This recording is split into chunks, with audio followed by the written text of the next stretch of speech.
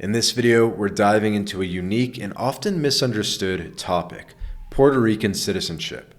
You might be wondering, is Puerto Rican citizenship the same as U.S. citizenship? Are Puerto Ricans Americans? Do they get special benefits? How does it work, and what does it mean for someone living on the island? Let's break it all down and clear up any confusion surrounding Puerto Rican status and citizenship. First things first, let's start with the basics. Puerto Rico is a territory of the United States.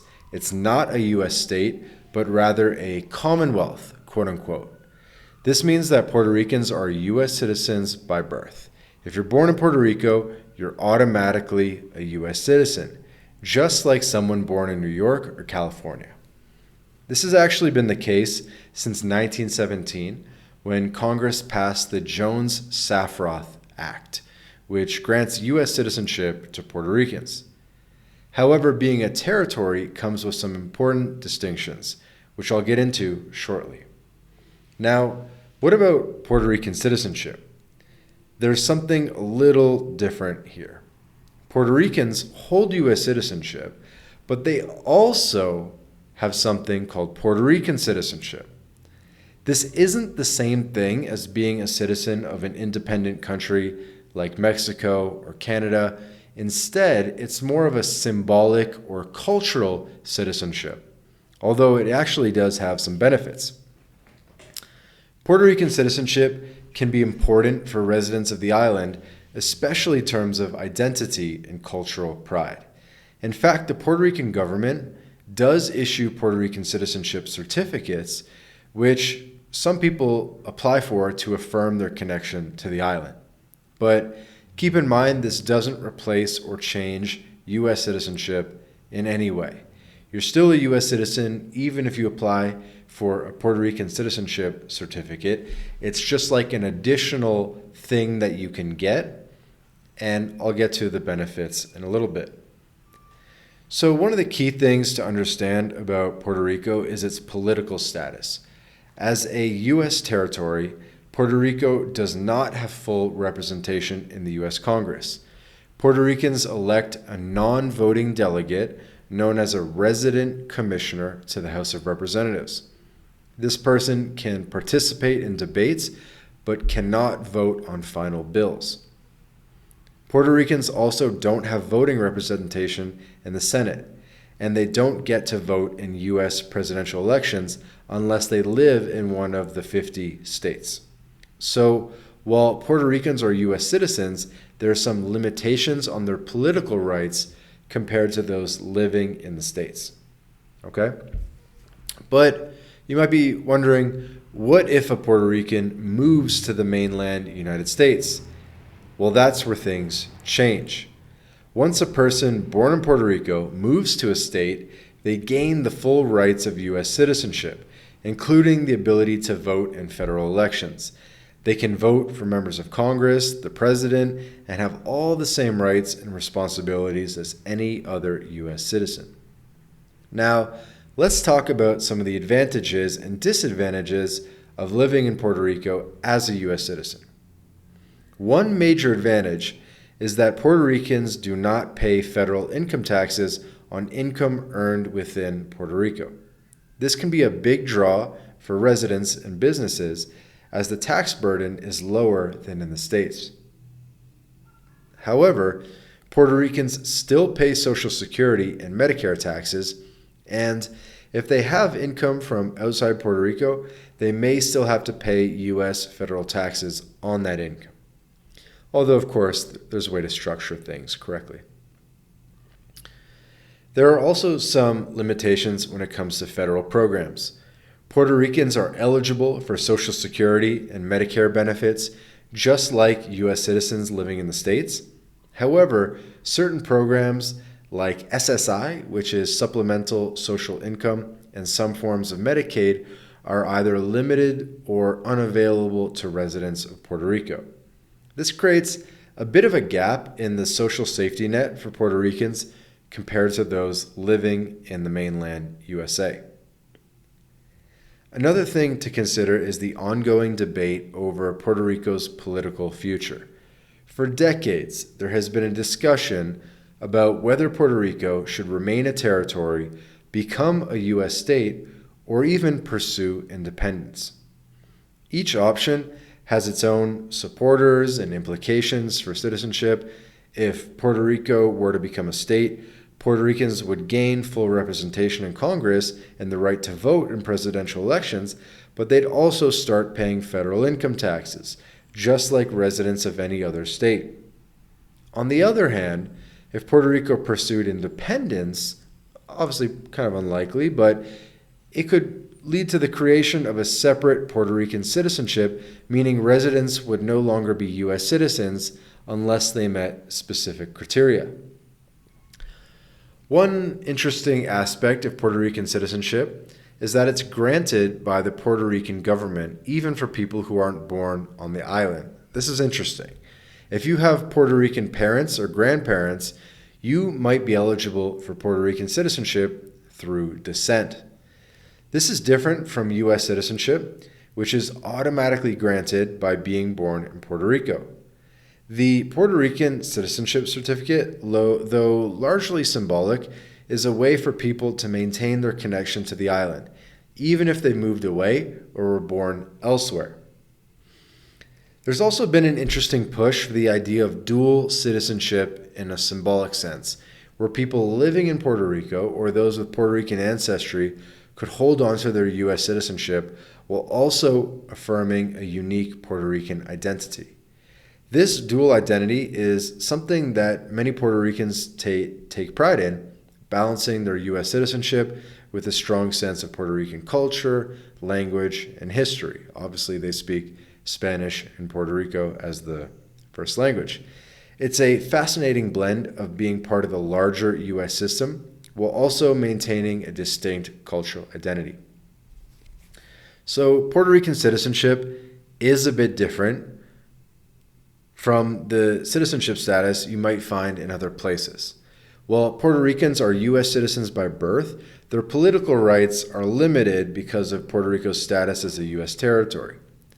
On top of that, there's a unique form of Puerto Rican citizenship, which can be a source of cultural pride and identity, and actually a couple hidden benefits that most people haven't considered. So it's important to understand these distinctions, especially if you're thinking about moving to Puerto Rico, having kids in Puerto Rico, or exploring your own Puerto Rican heritage. Now, late in the video, here's the secret benefit that you're kind of all waiting for, or that I've been teasing out a little bit. So, in Spain, there's a 2-year path to citizenship for Latinos, whereas it's 10 years for everybody else. This 2-year path to citizenship in Spain includes Puerto Ricans. So if you have a Puerto Rican citizenship certificate, you only have to live in Spain for 2 years to get Spanish citizenship, whereas a quote-unquote normal American would have to live in Spain for 10 years to get citizenship. Okay?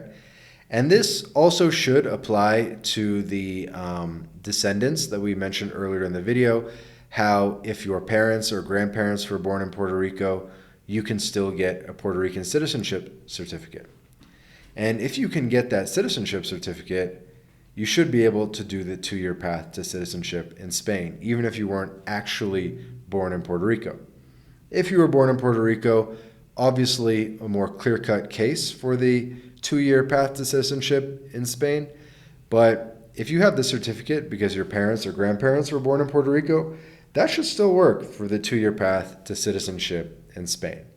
And by the way, if you have any info specifically about this, because I am speculating a little bit here, but if you have any info about this, comment below, comment on the video. We'd love to kind of hear any anecdotes that people might have. And you might be thinking, so what, Spain, don't care about Spain. Well, this also applies to Latin America because a lot of Latin American countries have a preferential path to citizenship for other Latinos. So for example, in Mexico, normally it's 5 years of residency to get citizenship in Mexico, but it's 2 years for other Latinos, including Puerto Ricans. So the same thing we just talked about for Spain, the same logic applies for Mexico, where if you're born in Puerto Rico, you have a 2-year path to citizenship in Mexico. And a lot of the countries in Latin America have this. Obviously, there's many countries in Latin America, 10 plus. And by the way, MyLatinLife helps people get residency and second passports and bank accounts and all that all across Latin America. That's what we do. And there are many countries in Latin America with an accelerated path for other Latinos, including Puerto Ricans.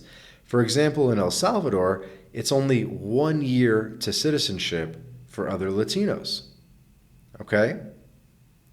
So, if by being born in Puerto Rico, you get an accelerated path to citizenship in like half the Latin American countries as well as Spain, that's a pretty cool benefit.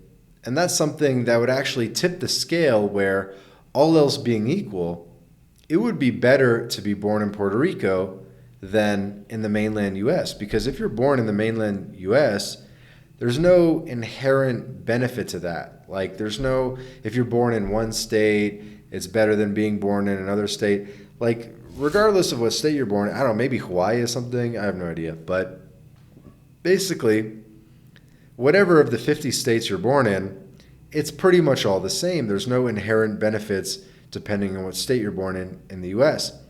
But if you're born in Puerto Rico, you get these extra benefits for being a Latino in Spain and in Latin America. So if you're internationally minded, if you have the foresight to be like, okay, I want to, live in Mexico and get Mexican citizenship. I want to live in El Salvador, which is a popular country right now, obviously, and get El Salvador citizenship. I want to live in Spain, get the EU passport in 2 years.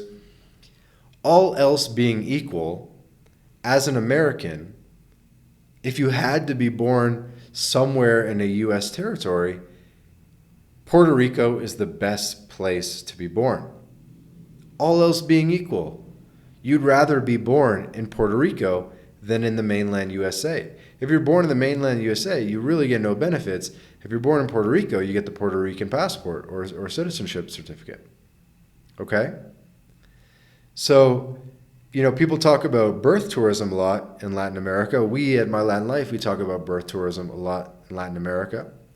Well, if you're absolutely insistent on having your children born in the United States because of healthcare coverage, or you just really want them to be born in the U.S. for whatever reason, maybe consider doing it in Puerto Rico, right? And if you're watching this because you're Puerto Rican and you have a Puerto Rican citizenship certificate, let's get you residency in Mexico. Let's get you residency in Spain. Let's get you residency somewhere where you're on a path, an accelerated path to citizenship, so that you can get a second passport. Cool? So if any of this interests you and you want to work with MyLatinLife personally, book a call with us. There's going to be a link in the description to this video where you can book a call with us and get this process started. And we can work together to immediately make progress on your internationalization plan. That's it for today's video. If you found this video helpful, be sure to hit the like button, subscribe for more content about citizenship, residency, and international living. If you have any questions about Puerto Rican citizenship or its unique political status or the benefits we've been talking about here, drop them in the comments. I'd love to hear your thoughts, and I'll do my best to answer. Thanks for watching, and I'll see you in the next video.